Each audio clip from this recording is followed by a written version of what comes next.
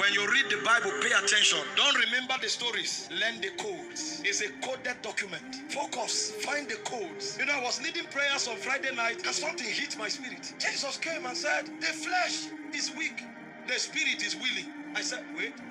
Lord, you too had a challenge of flesh? How come you were sinless? I thought only we had issues with flesh. What do you mean? The spirit is willing, the flesh. So nobody can give an excuse that flesh was what made me fall. And then he gave us a code. He said, pray that you fall not into temptation. I said, hold it. Are you trying to say every temptation I fell into because I chose to? So prayer is not just to talk to God. Prayer is to put flesh in check. Prayer is to make you rise above temptation. So the Christian walk is possible to be perfect. Anybody and everybody can live above temptation. The problem is that we don't do what he did.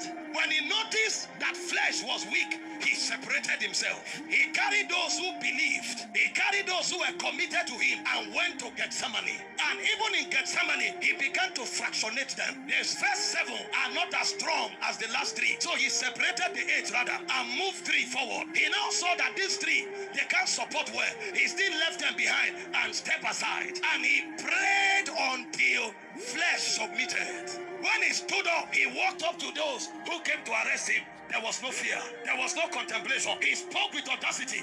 Whom seek ye? They said, Jesus of Nazareth. He walked to them and said, I am he. They went back and fell. Oh my God. He came again. I say, whom seek ye?